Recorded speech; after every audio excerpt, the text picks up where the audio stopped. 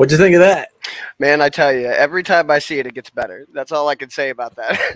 It's so great. I'm Benito Garcia, and this is Go RPG Presents The Most Rad Nerd, which Yay, is the most rad nerd. me. I'm the most rad nerd. Well, of course. Of course, I have a really good friend of mine on tonight, and I'm super excited to talk to him about ghosty stuff and some nerd stuff.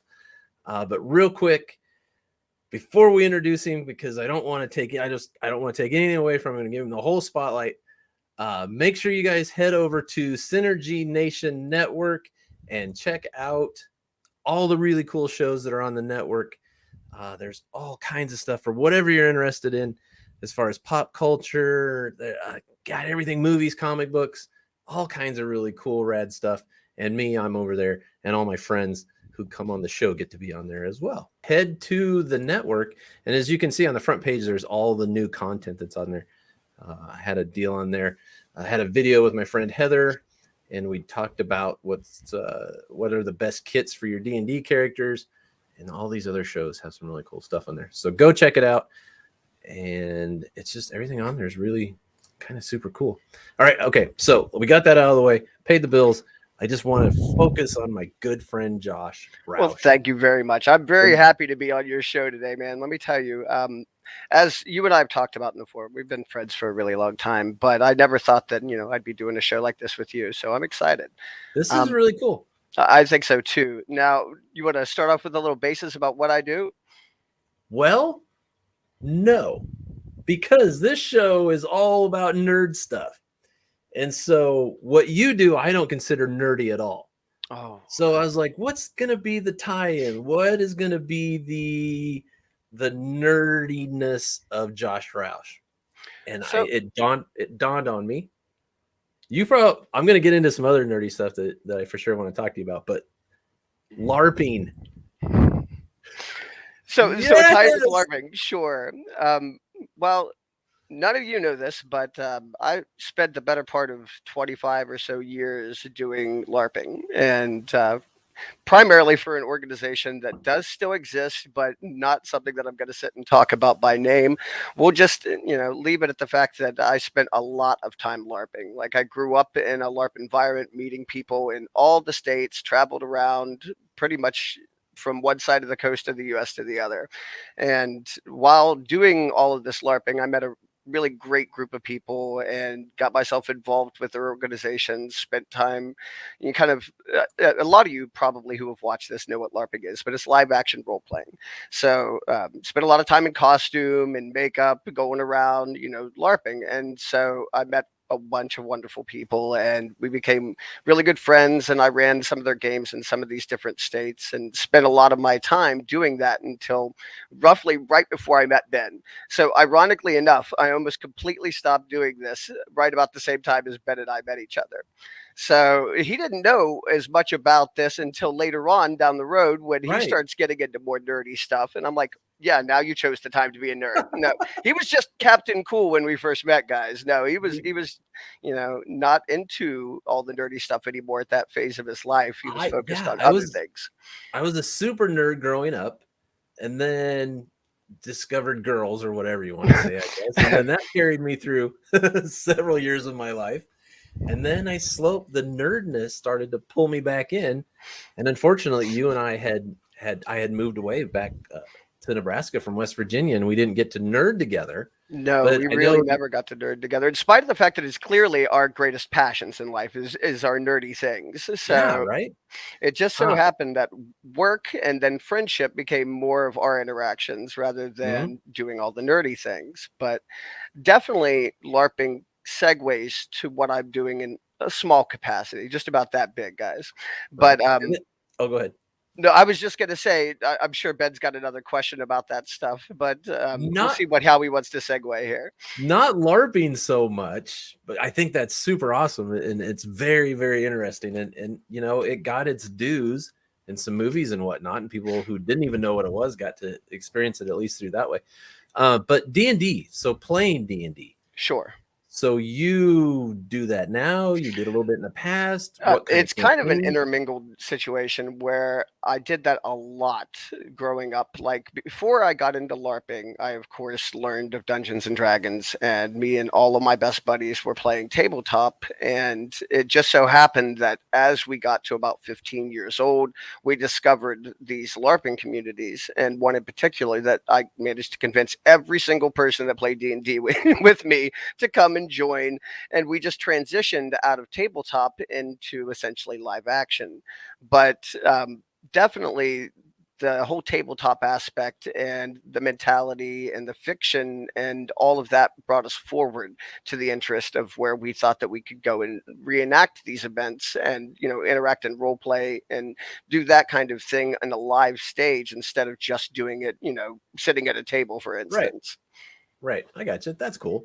Are you doing any campaigns right now? In and out of anything? Any games? The last campaign that I was a part of, I was the dungeon master for, and it ran for about a year and a half or so. Unfortunately, most of my friends from those day and age are scattered about, and Right. so it takes like large planned trips to bring these people together. And we did that for a while. We tried virtual gaming, something similar to Mhm. this, where if one person couldn't be involved, then we would bring them in via Sure. video. Right. But as far as right now, and in the last especially 2 years, where I've been specifically focusing on moving into this line of activity, I Mhm. haven't been doing nearly as much tabletopping. So no, not at the moment. I got you. I got you. Yeah, and we, as soon as we were playing live here, and then COVID hit, and it's like, oh crap, what do we do? And it's so funny. We played Zoom, and I have like 6 webcams, and so I had all these webcams set up like over a map and the dice thing, and it was just the lighting was terrible. Everything about it was horrible. I don't know about everything. I think you're cutting Oh, yourself short there. Your setup was still drastically 10 times better than the average D&D dude, player. So but I'm telling you, this is not where we played digitally. It was a little card table next to my desk with a okay. desk lamp shooting light down, trying to get all I these caught it a little further along once you had finally oh, moved into your dungeon of power behind you there. it was so bad. And then we realized, oh wait, you mean there's software out there where you can play with your friends? There's like Fantasy Grounds and Roll20, all these things. We just we finally picked when we picked Fantasy Grounds, which we still play off and on when we need to, or incorporate when people come to the table and play Hmm. live. They still use their Fantasy Grounds to do everything with their characters and their roles, and the maps come up. So we've kind of incorporated, online software to play that way, but also play in person. It's kind of a cool hybrid. But yeah, so it's what it is. It's all digital, man. Because you are Yay! I am correct. so excited to have you on because I have ghost stories and things have happened to me, and I believe, brother, I That's believe in the that's the ghost. first and most important thing in all of this is your beliefs. Hmm. So I uh, I recently, in the last year, started a YouTube channel of my own, and I did it with one specific intention, and that was to promote this title right here. My YouTube's name is Grave Misadventures, so I'm sure Benito will have a link to it at some I location. will at the end when I post the video, I'll make sure the link's there so people can come watch. Exactly. And so I've danced around it enough. I'm a paranormal investigator, and this is something fairly new in my life that I took up last year and have begun building throughout the time frame since I started last year. I thought I would start in the month of Halloween because, by God, isn't that the most interesting time frame to start looking at that stuff? So Exactly. since that time, I've been spending the last it'd be about 7 months or so building Grave Misadventures channel up, going out and investigating my local area, and doing the best that I can to legitimize our channel so that people know that we're not fabricating evidence, that we're not trying to, basically put on a show. Instead, we would much Right. rather you see exactly what's happening around us. We're not going to cut a bunch of things out or add sound effects to it like you'll see on a lot of these shows. You're Hmm. certainly not going to see us like pause midstream and then come back and suddenly magical evidence has just appeared on the screen. This is something that we try to do with as few cuts as possible, at least during the evidence portions when we're actually investigating. So Oh, that's great. So I've watched some of your clips, and I love the grittiness. I don't want to say Blair Witch, but when I watch your show, I think, it's gritty and I feel like I'm right there. And there's, like you said, there's not a bunch of like cuts and this and that and all these transitions and whatnot. Like you're literally right there with you. And it is so kind of creepy that because everything's in the dark and So you're not the dude, first person to I mention that love it. either. Our very first video that we ever put up, we had found an abandoned cemetery that we just kind of knew existed somewhere. We weren't entirely sure how to get there, but we had a pretty good idea if we went down a certain road for a certain length of time, we would eventually find what we were looking for. So it just so happened that we did that, but we had no idea what we were going to go into at all. Like you travel to these sites, sometimes you know in advance what to expect. This was not one of those situations at all.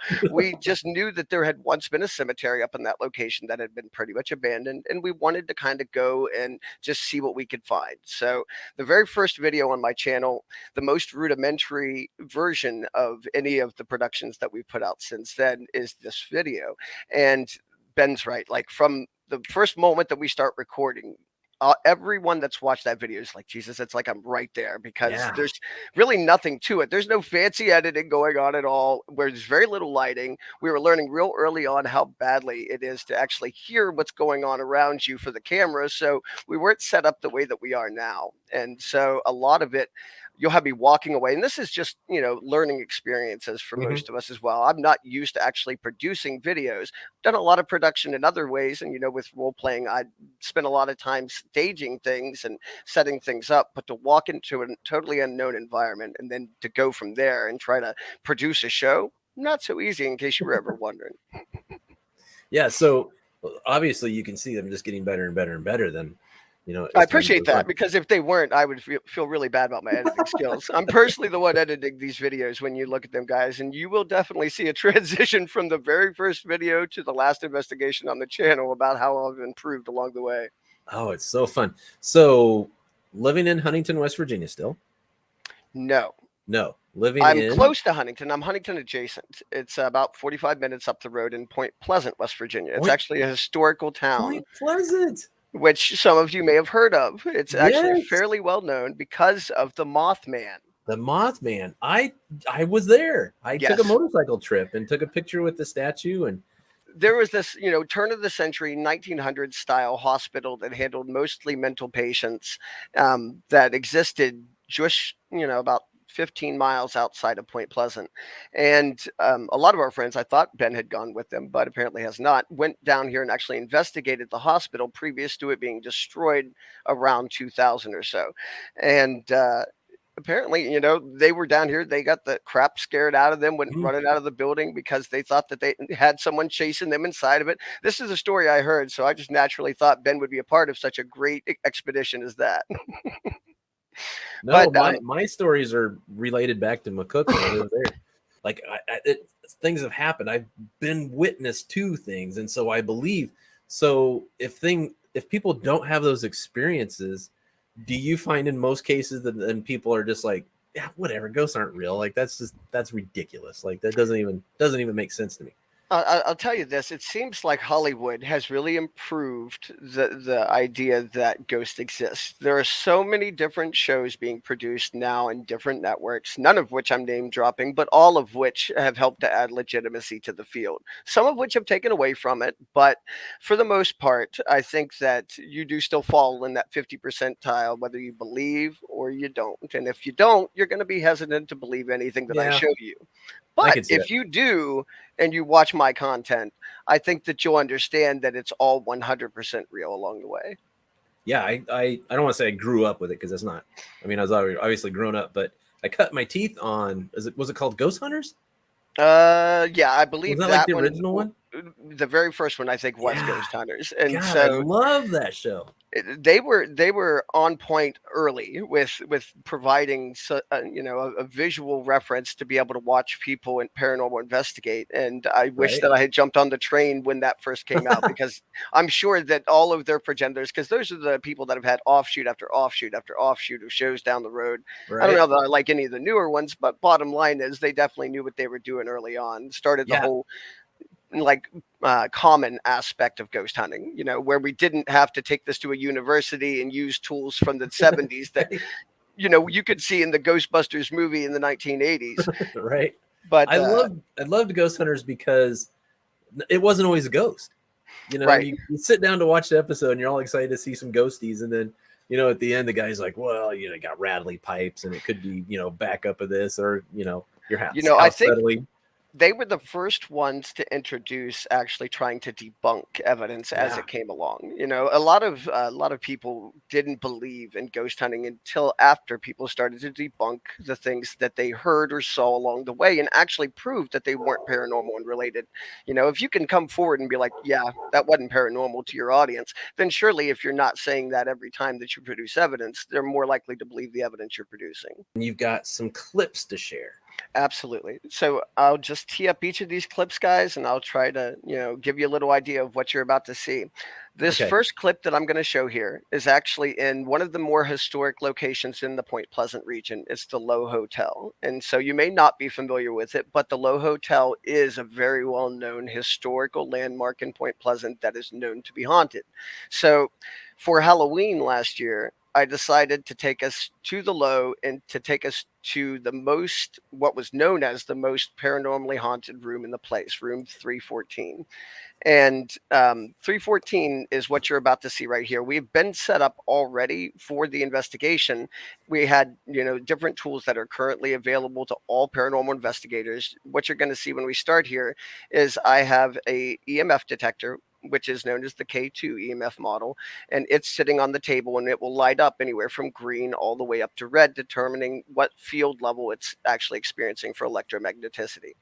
Then you're also going to see me using 2 or 3 different other devices. One of them is going to be a spirit box, and it's a simple design that allows you to basically shift through different radio frequencies, going forward or backward at any speed that you desire. And it also has a built-in ambient temperature detection. So what we do is we turn these devices on and pick a direction to send them and turn on the ambient temperature detection, and it will either go off and allow us to know anytime the temperature improves more than 5 degrees up or down, and it will do so with an audio noise and with a visual light.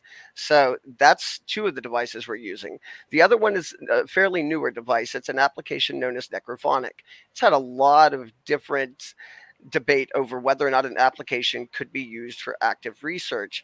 And I was going to go into a long description of what this app does, but if you guys are really interested, I want you to look it up on your own. So it's called Necrophonic. Feel free to look it up and actually decide for yourself if you feel it's valid.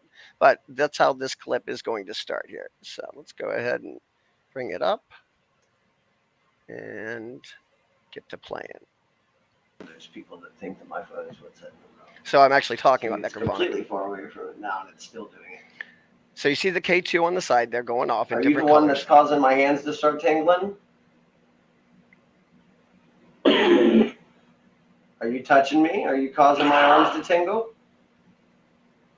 I've got this tingling sensation running all the way down my arm, and it is very cold over here in this room. In fact, if I knew better, I would assume that there was an air condition pointing right at us. Oh, I saw an orb. Yeah, absolutely. A ghost orb went right across the screen. I'm glad you caught that. I feel you here, Spirit. I feel you right here. You're standing next to me, aren't you? If you are a demon, you do not have permission to use our energy.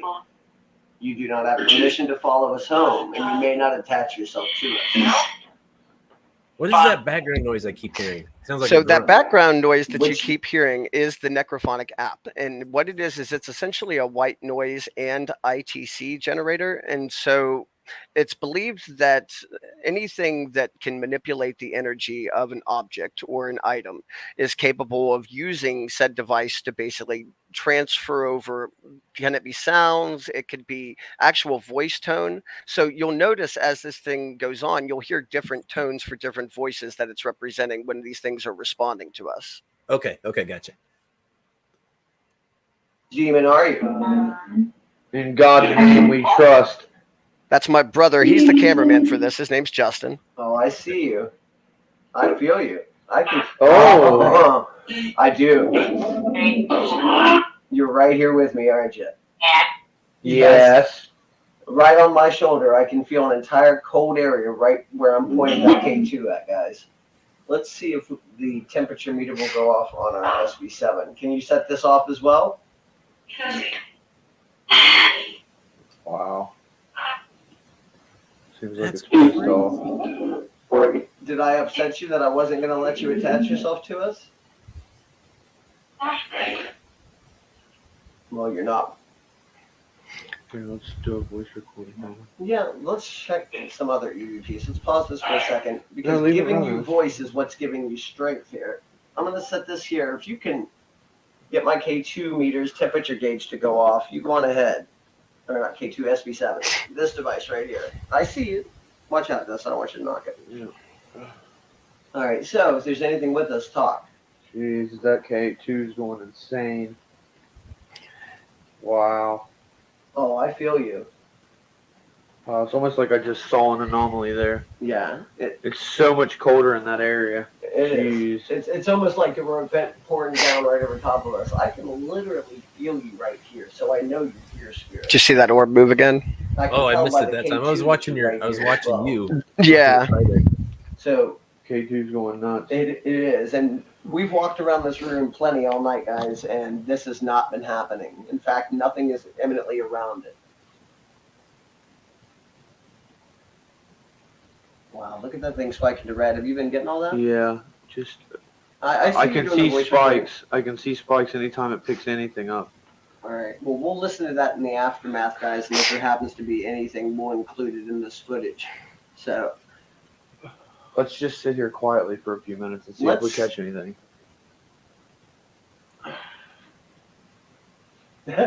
Wow. this is so cold right here, guys. Now, So at this point, Absolutely Go ahead. frigid. I was just going to say, at this point, I'm gonna stand up. it was very unusual because That we way had we're been in eye this to room eye for or as over an close as I can hour, get. and What's your name? we hadn't been getting any activity whatsoever as we walked around. Not until we actually sat down to start doing an investigation did these things start to happen. So I a lot see. of people, they want to say it's coincidence or it's related to different devices that it's near. So I tried to debunk that by moving the devices as you watch this video. You getting all that? Yeah, clearly.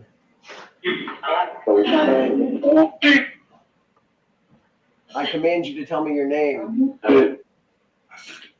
Ask? I did ask.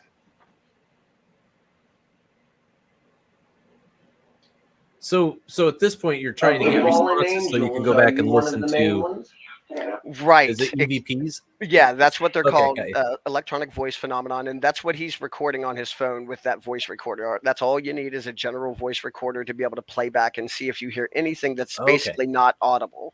Right. So you're not asking these questions expecting to hear them say, "This is Right. something to do later." Gotcha. That works in terms of the way we're recording that, but Necrophonic gives us a live response possibility, and so anytime that I leave that open or on like that, you can potentially hear different EVPs come across through that device as well. So I we're gotcha. kind of trying to double tap here and see if we can record anything that we catch at the same time. Gotcha. Now this clip's about over, but I'm just wanting to let you finish off here because we get an increase in evidence again. I heard 44. Are you the 44th fallen angel? I feel you. You're right beside me. He is literally raising arms, guys. It is frigid. And I know that's hard for you guys at home to see, but the K2 meter going off the way that it is, there's nothing accidental about it. There is some sort of a Electromagnetic field. yeah, there's definitely some sort of a fluctuation and some sort of a spirit next to me because it's frigid over here. It can't spike to red like that unless it's picking something up that's really powerful. I'm kind of surprised that this is not getting it, but it might be because it wasn't reset. Each of these devices has a way to reset them. Anything that measures anything ambiently, like I have two different devices that will do that. And each of these devices that measures ambient temperature detection can be reset to a norm so that essentially you don't end up with false evidence because you forgot to reset it and it's just colder than it was than it started, that kind of thing. I got you. All right.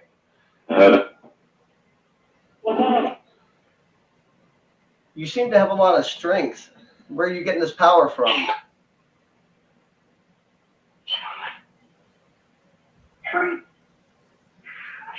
It looks like you're running out of power here. Are you trying to walk away from me? Are you right in front of me right now? Wow, this is so Move your way a wild. little bit. Yeah, it's crazy how much it stays on, like how You're consistent standing the right in hits front are. of me, aren't you? At that point, I was honestly feeling something very unusual. The moment that I sighed right there, it was because for a second it was almost too overwhelming for me to kind of articulate what I was feeling, because I think this thing has moved to directly in front of me. And when I Uh-huh. put my arms out, it was like I just immersed them underwater. So this whole shiver ran down through me, and I had to actually just sigh just to let it out because I was so overtaken by the moment. Wow. So that was the very first like large scale investigation that I did, is this low hotel haunting. And so we continue this entire investigation for another 50 minutes, which, if any of you were interested, you're welcome to come and check the video out. But that actually scared me and took me to the thought of the fact that these things interact with you. You're not just observing them like you're going to a zoo. These things do have the potential to be able to affect you in the moment or even later on down the road. So I saw that you had a Ouija board there. Now Yes. is that sort of still like a kid's thing, or does that actually sort of work also? I've never touched one. I don't want to touch one. They're not allowed in my house. Like I just don't, That because opinion I is didn't want actually to. widely shared, because Ouija boards have a very negative stigma of just being an open doorway. It's sort of like the moment that you start to use one, you have no idea what is going to come at you, what's going to respond, whether it's going to be interested in you after you're done with the process. Right. So a lot of people do tend to steer clear of them. But I try to be as comprehensive as possible, and I don't know which tools that I'm using are going to result in the best evidence. So I always try to take everything with me to each I got you. investigation just to have it available.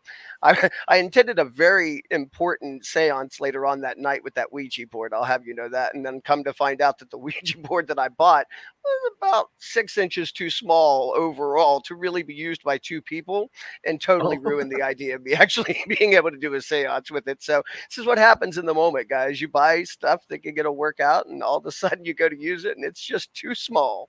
yeah. If it's 6 inches too short, sometimes it just doesn't work for two people to use it. I mean, it's What not can the you do? size of the Ouija board, it's the size of the spirit, all right? That's true. Yeah. So again, I think thanks to Hollywood, I'm scared to death of Ouija boards, because everything you just said is everything I learned from Hollywood. So let's just not even mess with it. Absolutely. Okay. So what's the next clip that we're going to watch? So the next clip is the very first time that we found another kind of locked away cemetery that had been left for a really long amount of time. And what's ironic about this is that we get there having found this cemetery way back in a holler in West Virginia, and it almost looks like there had been somebody out there mowing the yard. Now this was in the winter months, so I think the grass was just sort of dead, but it's still, for something that wasn't being used currently, looks pretty nice. And so we're here at this particular cemetery, walking around, trying to investigate it, and some of our devices start going off, and it leads to what you're about to see. Okay. Oh, this is going to be awesome.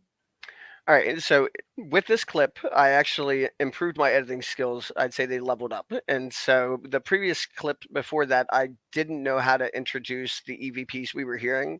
And so I figured out how to do so. And only in an instance in which I 100% believe this is what is said will you see it pop up on the screen. But you guys will probably hear other EVPs and can interpret them on your own. But if it's on the screen, it's probably correct. Okay, cool. I'm excited to see what we hear. That doesn't make sense, but yeah.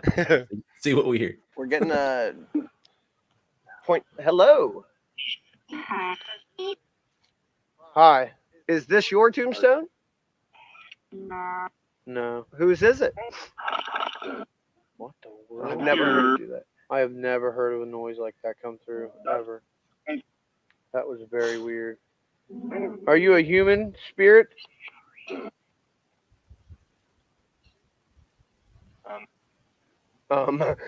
Are you a demonic spirit?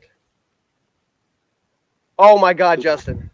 Oh my lord. Wait, do the demons actually Well, ever we, admit that they're demons? Wow. You know, I think what it is more in line with when, and this is how I've interpreted it, is when you see the energy spike to a question that you've asked, it's probably because the entity has exerted more energy. And so it's kind of like a pang of truth is always how I've understood it. You know, if it goes off after you've asked a specific question and it hadn't been going off when you'd been asking questions before that, we Right. kind of take that as a true, like at this point, because what we've said has generated a response, we believe that to be true. Sure, that makes sense. Okay. Oh, we don't give you permission to attach yourself to us, demon. Identify yourself. You say Bert? Is that short for something? Then I heard Leshy almost, I think. Demon, did you hear that? And then it Yeah. spiked up to red. Wow. Guys, look at this evidence. This is insane. That K2 is going insane. Who's with us? Steve? Are you the one that's causing our K2 to go off? Whoa. And it went, and then it stopped. Yeah, as instantly. soon as it said shh, it immediately cut it off. Wow, man, that was, I had cold chills. Oh my that. gosh. That was crazy. Well, guys, I think we might have found our first evidence here at this cemetery that there might be something here. Huh. Wow, it's still going off. Yeah, it just moved a little bit. Turn to your left. I mean, a we're little bit. just in an open air environment. There's no electromagnetic Or fields your out there side. that should be there. Right. That make that. Yeah, you're right. So What did is you have to here get with us? permission to go to this place, or you guys Identify kind of yourself just right now. guerrilla styled it? So it's kind of a mixture of getting permission and just knowing whether or not certain things are closed. When it comes to forgotten cemeteries that really are not policed in any way, shape, or form, I didn't really worry about permission because no one's ever going to see us out there. But Right. over the time frame that I've been doing this, it's really become more of a I must receive permission situation because I'm wanting to do a lot more historical locations in this area. And so Sure, I've had makes to sense. reach out to a lot of different people. Like a mayor ended up, the mayor of my city ended up with an email that had my name on it because I was trying to get access to Fort Randolph, which is a local fort here, a replica of a 1700 style fort. So, like, it's become something like that where basically, if I'm asking to go into a place that's extremely restricted, I kind of have to get permission first. Yeah, there's a cemetery south of the town I'm from, McCook. It was called Boxelder, and there was always there. The lore was that there's a witch buried out there. Her name was Maggie, and her tombstone had an iron gate or an iron fence that went around it with a gate. And if the gate was closed when you went out there, Maggie was in her tomb or Yeah, it was whatever, in her in grave. her casket, in her grave. And if the gate was open, then she was out roaming. And God, we went out there all the time as kids in high school, and it had been passed down from years and years and years. Everybody knew where it was. And the last time I went out there, I think I was in my 20s, and we pulled in. You had to go past a farmhouse and then take a right, and it's this windy road, and you had to know where to turn, and because it was all grown over. And we weren't in there more than, I don't even think we were there 2 minutes, and a truck pulled in behind us with the guy from the farmhouse who drove by with his shotgun yelling at us to get out of there. Wow. So he must have been tasked with keeping an eye on the place whenever it was late night. So I was going to ask you if you happened to go in at a time when the gate was actually open and find Maggie roaming about. Yeah. Sometimes it was open, sometimes it was closed. And then, other times we'd stash a friend out there and then go back to town and pick up some girls and come back out after we talked them into going to Box Elder. And, of course, your friend's out there scaring the crap out of the girls. And that's hilarious. I just would have hated to be the guy. Yeah, they had to sit and wait on his friends to show back up. with Maggie out of her grave. Okay, go ahead. Sorry. All right, no problem at all. All right, let's move on. By God, I command you, identify yourself. I think only priests can do that, bro. They just said Michael. Michael's Archangel. Yeah. Did Michael throw you down? Were you cast into hell by Michael and all the other archangels? Short questions. Because it was repeating. No. Are you still here?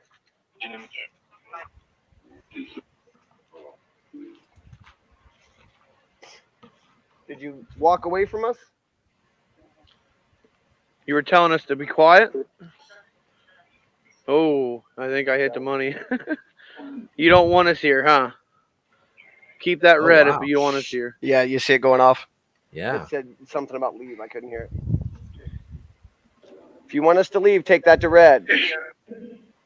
There it was. Immediately went to red and Instantly. stopped. All right. Hmm. Well, we will leave this. And that's what we in the business call corroborating evidence. When you get an EVP that says leave at the same time as having your question answered by what you responded to have them do, you know, like, hey, take the electromagnetic field as high as possible so that it measures red and we'll Right. leave. And then you hear leave. I mean, I consider that pretty good evidence. Area and continue on, but we are not leaving the forest in general, and we are not leaving the cemetery. Sorry, Dean. But we're not leaving. Yeah, sorry. You can try, but Wow, it's still going. Yes, you're very powerful. We see that. well, guys, Bird again. I don't know about you, but that is good enough for me in terms of evidence. We see that the So K2 is the blue thing baseline you have there, is that just a Bluetooth speaker? No, it's just a Bluetooth speaker. In the Got ya. beginning, I tried to do it without the additional speaker to basically amplify what was being played, and I found Gotcha. out really quickly that you need a good speaker, so that even with like my parabolic mic on top of my camera, all the way jacked up, so it's getting an additional 10 decibels worth, it's just not enough. I got you. And out of nowhere starts spiking to red. Clearly, there's nothing around here that's going to produce an electromagnetic field, and it's nowhere near the other devices that I'm carrying. So I don't see any other way you can argue the point that this is picking up on something paranormal. Huh. Awesome. Dude, did you hear what I just heard? The same name from Point. Ian? Yeah. All right, so No, we I set up a new swear. device in just a second that you haven't seen yet, and it is my absolute favorite device that we use. It's called a REM pod, and it's a combination device that's designed to work the same as an electromagnetic field detector.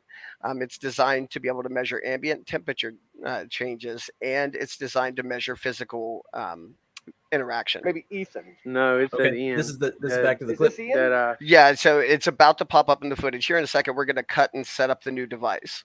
Okay, got you. Is Ian here? If this is Ian, light the K2 up to red.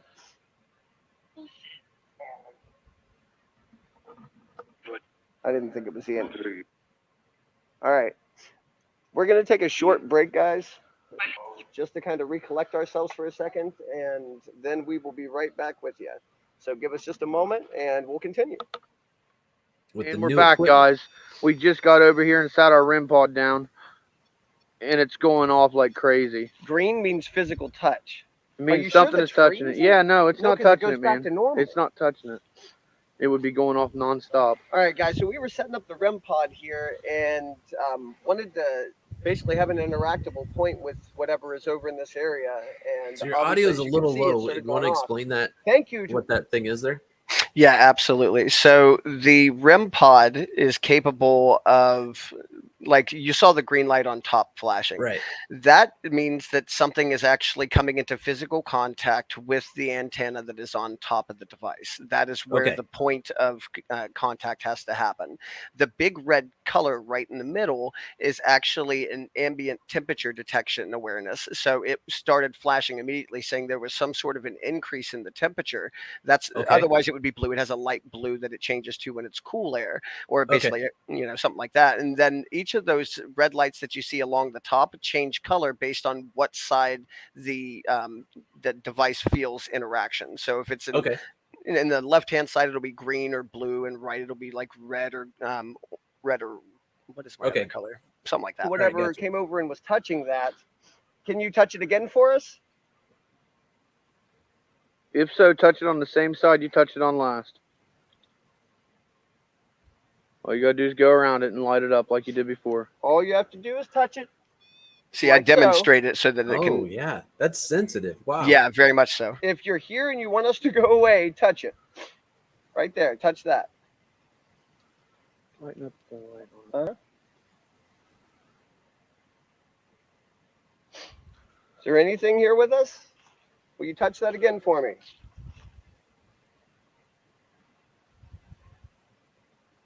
A lot of it is a patience and a waiting game with this. If you want Right. evidence, it's Something definitely was not touching always it going to when just we present first itself got to it. you. Before that just touched that. Can you please communicate with us? Communicate with us a little longer and we'll leave you alone, we promise.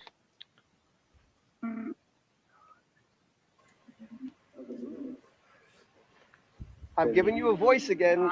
We can hear you if you just talk. Sit it with it. Beside Check it. that out. What? The K2 Oh. spiking. Yeah, we forget about that sometimes when we're focused on the REM pod. Is there something here that would like to communicate with us?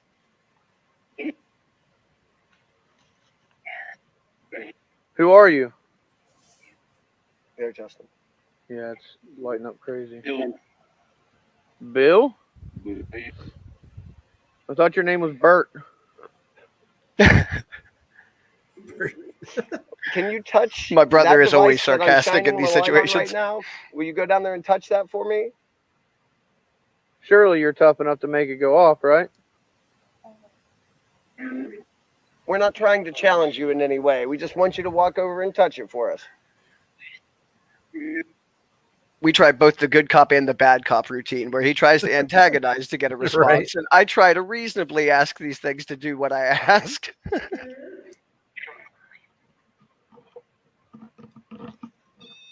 Thank you very much. We appreciate that. Wow, dude. Oh, Wow. What's it doing? Thank you What's it doing? so much for doing Right that. now, that for meant us. the temperature went up drastically. Oh my gosh, and thank you. that means Thank it's you very physically much. We touching it. appreciate it. So that makes sense. Temperature changed. It was approaching it or getting close to it. Probably Right. touched it. Exactly. So it all ties in. It Okay. all ties in. So one of the things that we've come to find with these types of evidence too is it seems like ghosts, for instance, tend to make the environment around them cooler. And so I'm not 100% sure because obviously I can't tell you with utter certainty. But what I've begun to notice is that if it's a demonic entity, it seems to raise the temperature. And so we Huh. have other clips that I can show you where basically the temperature goes up instead of going down, and we get very specific responses indicating that it might be a demon present. So Yeah. I mean, that makes sense in my mind.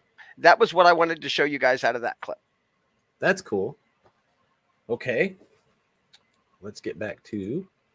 Okay, so I had a question. Let me think what it was now. So if you identify that the spirit or the entity that you're dealing with is an adult versus a child, do you notice differences in interaction? Are kids like, yeah, dude, let's do the thing? So there aren't as many children that seem to be willing to interact with strangers, if that makes any sense. Like Okay. in the environments that we've entered into with the different places that we've gone, it seems like any childhood like noises that we hear, voices that we catch that are EVPs are always fleeting and never just like hang out to be there with us. Gotcha. Now, if we were like at a place where children grew up, like a sanitarium or something along those lines, where children were forced to stay there in possibly unclean scenarios, where they're angry ghosts instead of just spirits, it's always possible that you could have that kind of interaction with them. But it seems Gotcha. like more adult ghosts or demons or whatever are looking to capture your attention. They want you to buy in to whatever it is that you're interacting with, so they have a better chance to attach themselves to you. See, you're talking about being attached to you. Does that ever scare you that something's gonna grab onto you and Yeah. now you're best friends? Yeah. I mean, I've seen and heard a lot of different things where people have come into contact with very negative entities, things that have attached themselves to their lives, caused ruination in the immediate following weeks until they were able to basically either send it on its way. There are different methods that can be used, obviously, like we've seen in the movies. You can exorcise Right, a demon out of people.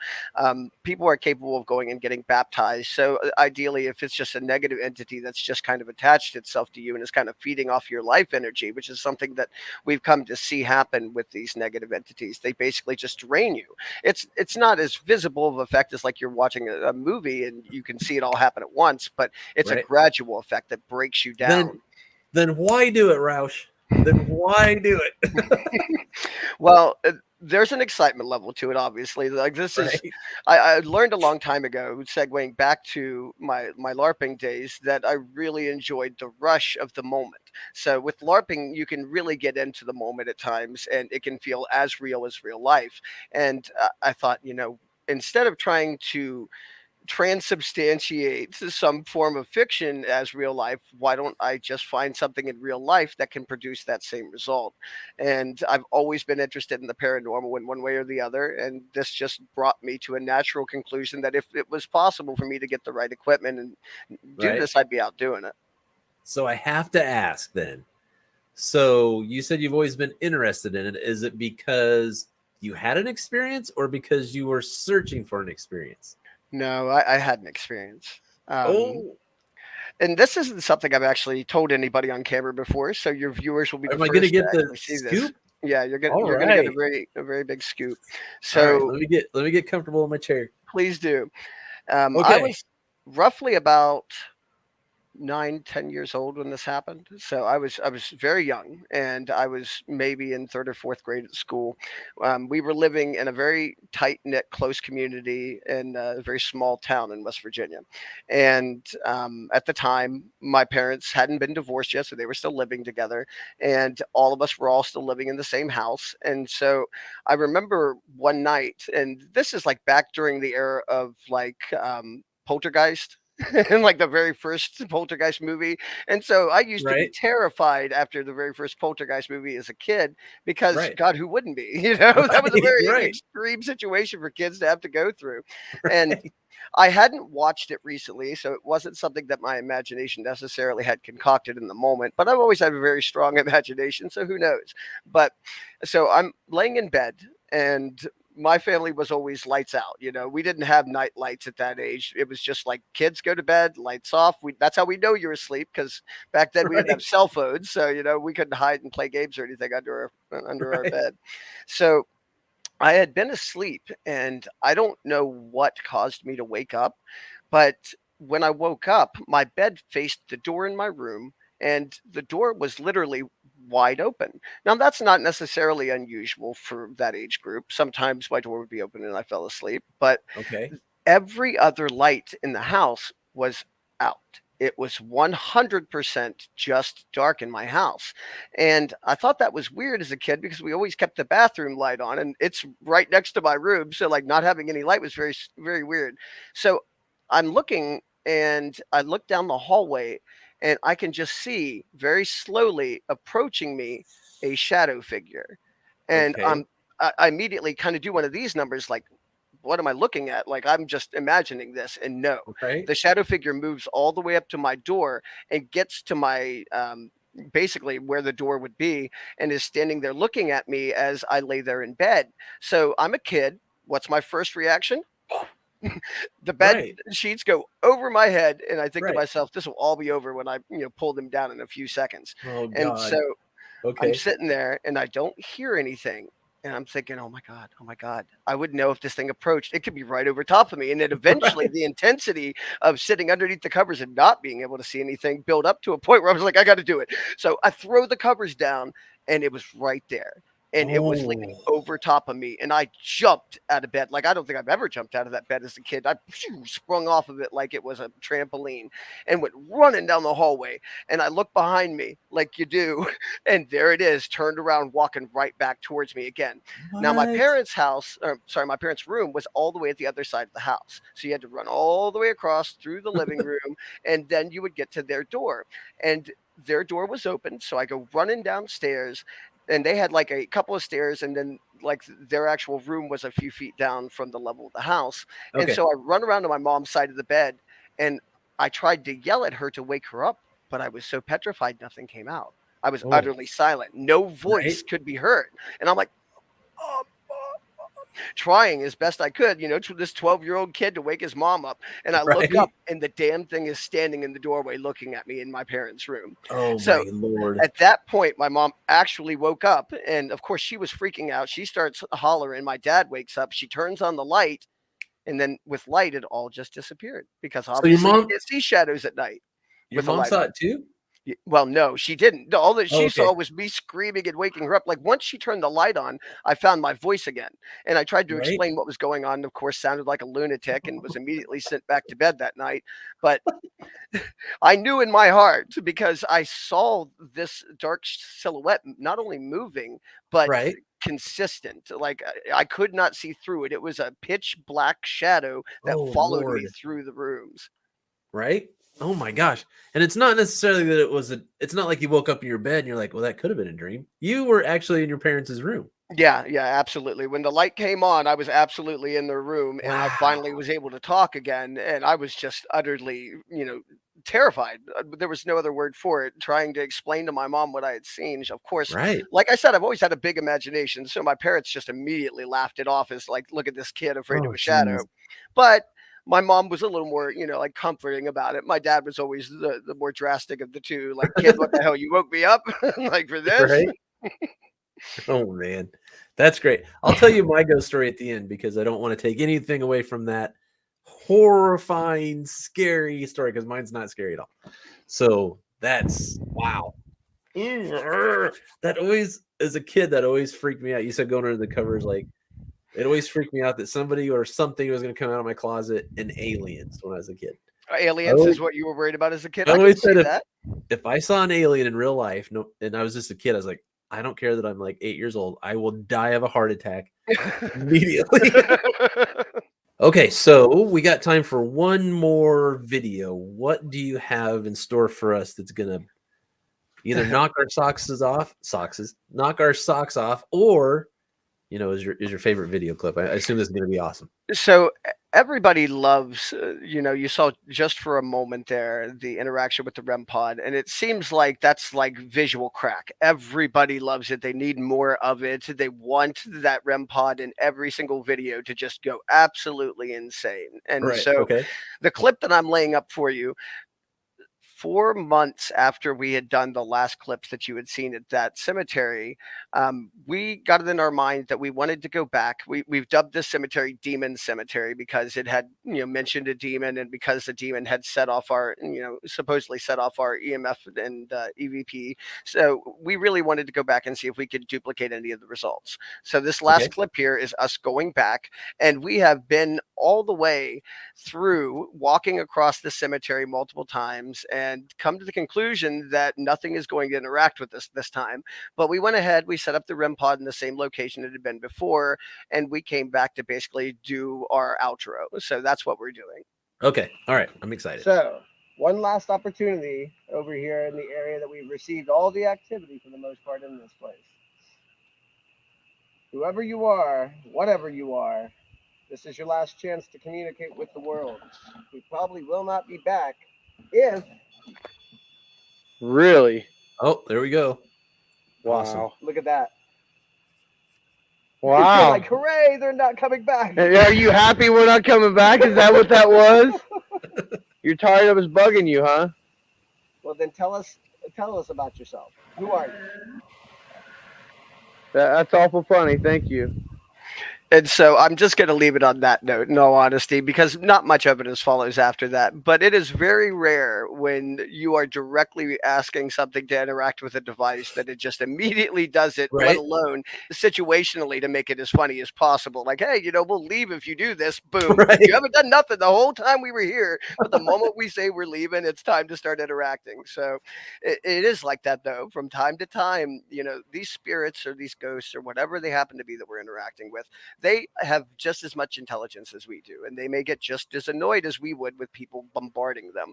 So it was one of those situations where we went all the way around that same cemetery, got very little to no evidence whatsoever, set it up for one last hurrah, and it's suddenly like, yep, you're leaving? All right, let's go ahead and make sure you understand we're here, but that we want you to go. Wow. And like you said, that's proof when it interacts specifically with something you say. Okay, so how often do you get to go out and investigate? This has become something that has become less and less frequent, not necessarily because of time constraints, but more in line with the things that I want to do moving forward are much larger in scope, and they Gotcha. require permission and basically a lot of communication with some pretty high level, people in certain job fields. And so I've been waiting on responses from several people for several locations, waiting to basically set things up.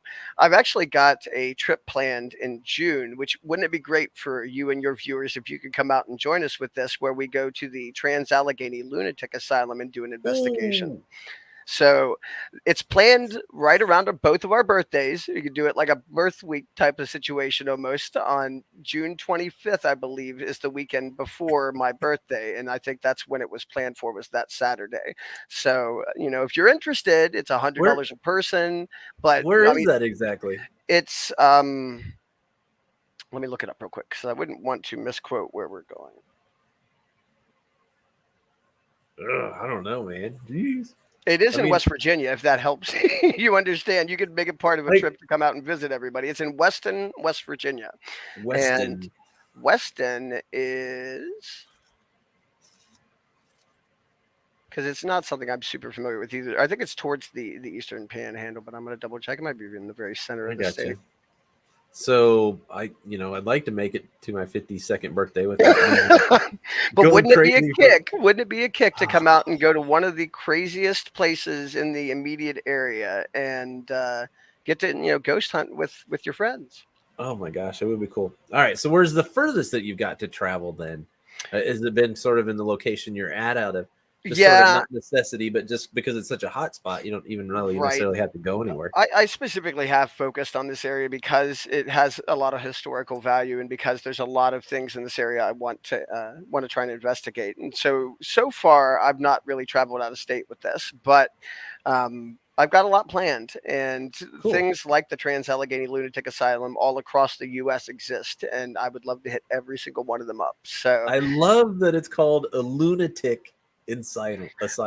It's the time frame in which it was made. It all goes back to we've PC'd everything in the last 20 years. You can't say certain things, but it absolutely was named a lunatic asylum because back then that's how they considered everybody. You were just a lunatic, right? It's not like the you have a screw loose asylum or you might be a little nutty asylum. It's the freaking worst of the worst, craziest of the crazy. We're living and dying in probably conditions that we wouldn't give to our worst enemy. All right. Okay, so here's my big question. And it's had to have happened to you, and I got to hear the story. Did anything, you have all your equipment set up and you're ready to go and ready to roll and you're recording or not recording and something happened and you missed it? Anything big happened, you're like, oh damn it, we didn't catch that. So obviously there's a few times where we'll take a break, and during that time we will set the equipment up for our next take. And so that situation has occurred before. Specifically, it occurred in the Low Hotel. And it wasn't so much that we missed it as it was that we failed to recognize some of our equipment was not functioning at the time. So there's a part of the Low Hotel investigation that I left in there that if you watch it, down in the bottom where the description is for each of my videos, it's going to give you a way to skip past it, the exact point where you can get past this audio issue. But gotcha. We literally walked through the entire place with only the video recording and the audio somehow being off the whole time, and we didn't catch it.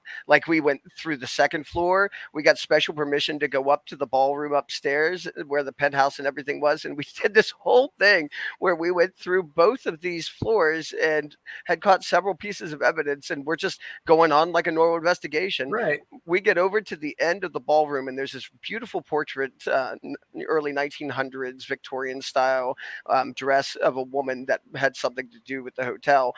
And I look over at Justin, who is, handling the camera, and I see that the audio mic is not on at all. And I'm just like, are you kidding me? That's been 30 minutes of us walking around doing all this stuff. And so that situation happens. Although after that occurred, we triple check every single piece of equipment before we start any single segment. I bet. All right, I'm going to give you. Are you ready for my story? Oh yeah, I can't wait to hear what you think about this because you obviously are far more versed in the paranormal. Versed in this. Okay, so this is when I was sort of my college years, and this is the part that sounds stupid. I always say I lived in a haunted trailer house. I know that sounds stupid. This is a freaking trailer house. It's not like a big gothic house or anything crazy.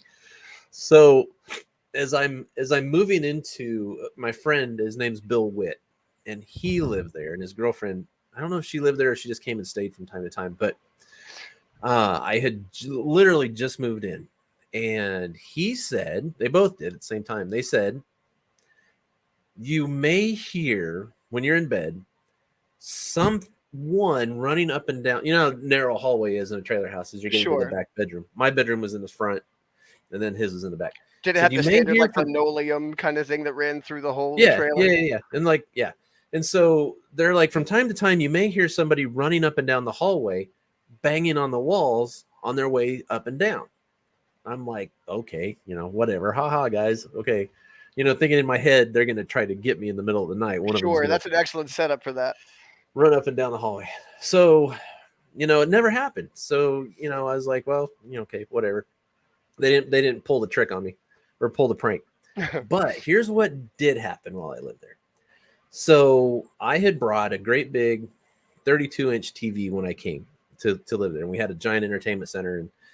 And when we would watch TV, nothing would happen to the TV while we were watching it. It's if we turned the television off, within a couple seconds, it would click back on. And the joke always was whoever the ghost was that lived in the trailer house wasn't done watching television. Right. Yeah, absolutely. So we'd always joke, haha, okay, cool. Just make sure you shut it off when you're done watching. So we really interacted with this thing, and the TV would be off when, you know, the next morning when you get up.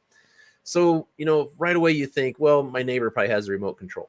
But I was thinking that means that things would be happening while I'm watching it. It only happened when we turned it off.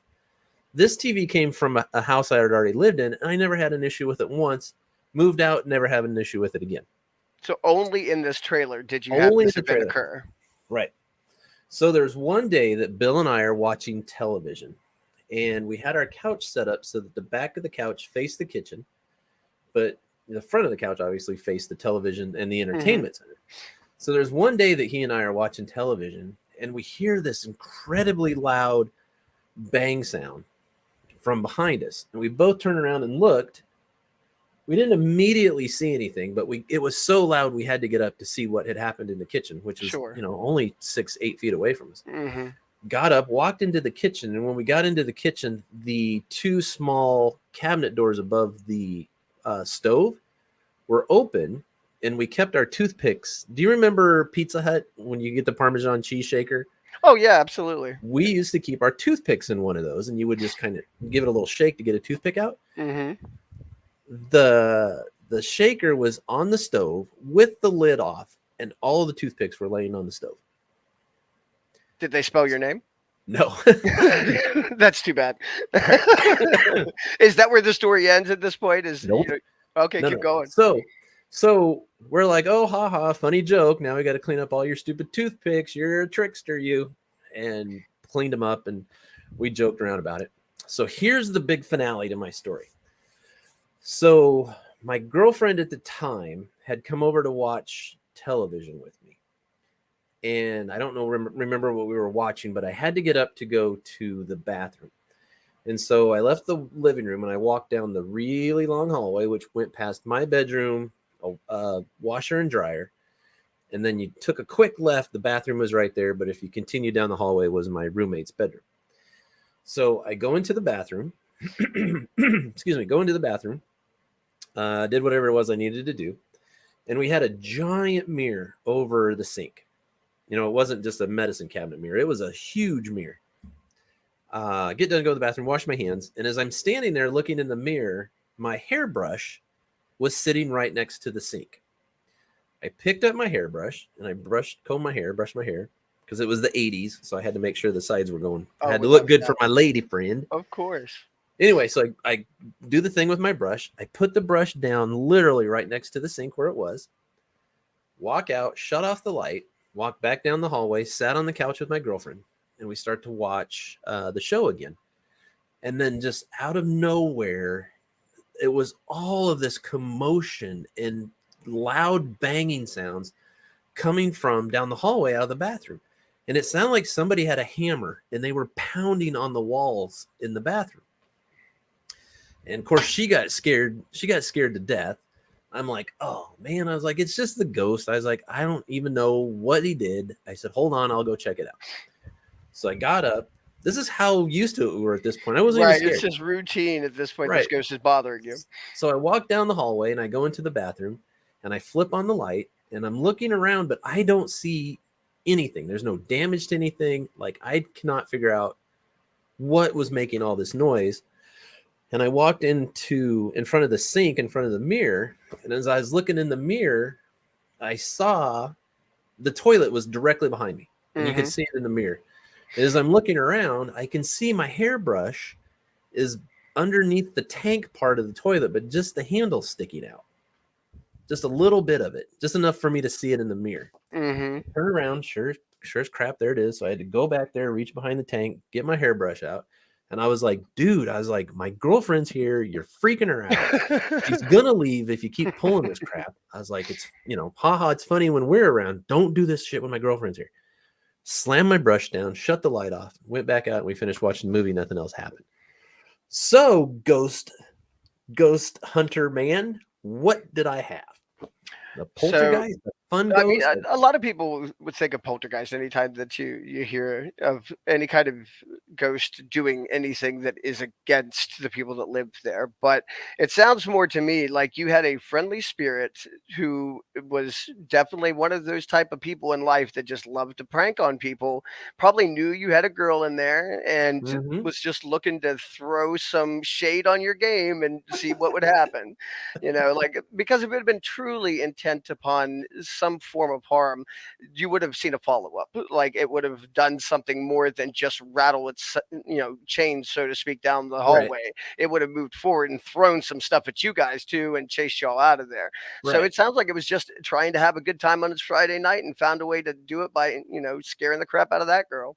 Right, just hanging. He's just part of the badge pad, like one of the. Yeah, absolutely. But I would have to say that it definitely sounds like something lived there. That you had some sort of entity in your home or in that place. Because you're right, you wouldn't see reoccurrences of things if it was like a remote control situation that someone had a universal remote, and it wouldn't happen after you turn the TV off more often than not. And they certainly haven't made a remote yet that does that kind of stuff to your bathroom. But it was fun, and we'd tell everybody that we had a ghost, and we'd tell the stories of the things that happened, and it wasn't scary. I wasn't terrified to be there by myself. And there are really a lot of stories out there of people who have lost a loved one and felt like that loved one has come back in some form to be in their presence and to kind of help transition the loss of that person. Now, I'm not saying that that's the same situation you encountered, but there definitely seems to be some spirits that are not looking to harm but want to let people know that they're there. And if you are someone that really enjoys it, or you aren't somebody that's adverse to it, you might see more and more interactions with that spirit if it feels like you want it to be there and it decides it wants you to be there too. Yeah, so yeah, that's my experience. So I believe, brother. I'm so glad that you believe, and I really appreciate the opportunity that you've given me to come on here today to, show everybody our channel and, give us an opportunity to present our own evidence. So thank you very much. We appreciate you. Yeah, this was really fun, and you and I got to catch up. We hadn't talked in years. Yeah, consistently in years, other than one-liners and things like that. Yeah, it'd been a while. Okay, so excuse me. Let's talk about again where everybody can find you. You have a Facebook presence yet, or not yet? No? I was actually waiting until we hit 100 subscribers, just so that the formulas for looking up things on YouTube would be a little bit better for finding us. But you can go on YouTube and you can type in Grave Misadventures. It'll take you directly to us. I found there is nothing else on YouTube that pops up before people type that in. So we've achieved a status that YouTube recognizes everyone's looking for our channel right now. And soon we will have a social media presence as well, so that anybody that wants to interact with us or get in contact with us will have an opportunity to do that as well. Or reach out to you to come check out their haunted pad. Which we will absolutely do. As long as we can get to you, we are happy to investigate anyone. In fact, a lot of my up and coming investigations are from people that have seen our content in the area and would like us to come and investigate their homes. So you'll see that coming up very, very soon. In fact, next week we should have something new up. That's cool. Good for you, man. I love that. Okay, so yeah, once this gets posted up, I'll make sure that the links are on, in the comments or the description. I mean, and make sure everybody can get get to your page and check out all your cool stuff. As far as Go RPGs goes, we are everywhere. We are on Synergy Nation Network, which again, where all the really cool shows get to hang out. Let's see, I got some other stuff here. Let's see, YouTube is Go-RPGs lowercase s. We are on TikTok, the most rad nerd. Like you said, if people type in Grave Misadventures, that's all they'll find. If you type in the most rad nerd, it's just me. For right because you're at the top of that game for the most rad nerd. They know. Right. They know. Well, because no one else is like, do those things even go together? It's all about being innovative. So on Facebook, we're in a couple of spots. We have Go RPGs. It's all capitalized. It's running at the ticker there at the bottom. Twitch. How about, do you do anything on Twitch? Probably not. No, not yet. No. Twitch. I'm a little nervous. Like the kids do the Twitch. No, I get you. I feel you. That's as nervous as I am about TikTok, for instance. But I mean, it is what it is. You just got to kind of have to jump these hurdles and, jump into it. TikTok's really easy. I'm really glad I got on there just to do dumb stuff. A place to do dumb, quick videos. Let's hope they're not ever interested in sponsoring you and see this vid.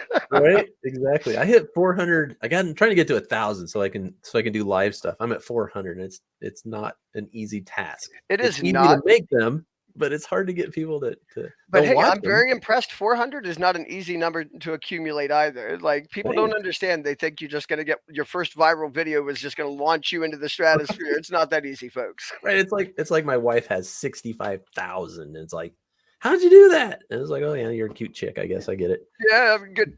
Get that one right on the nail. So when they go and watch your videos on YouTube, they've got to hit subscribe. Got to hit the notification bell so you can be aware of anything we drop. The same stuff everybody says. They want you to smash that like. They want you to like all of the videos so it improves the algorithm and people get to see them. Subscribe so that you could be a part of every single new video we drop, and definitely make sure that you have your notifications on, because how else are you going to know when we drop something? Right. And shame on you for watching videos but not subscribing, especially if you watch more than one. You should have subscribed. We see those. We see them every single time you do it, folks. Don't think you're hiding from us. We know what's not happening. Well, this was awesome. Super fun. I'm so glad that you came on. I'm glad that we reconnected and that we were able to do it this way also, so I can hear what you've been up to. It's really been absolutely fantastic, Ben. Thank you so much for having me on. Yeah, not a problem. So again, everything will be in the description, and thank you everyone for coming on and listening to us talk about ghosty, scary stuff. And Go RPGs presents the most rad nerd and Josh Roush. Oh, it looks like, here, do that again. Ready? Wait. Josh Roush. All right, guys. Thanks, folks. We'll see you next time around when something nerdy comes up. Without a doubt. Peace out.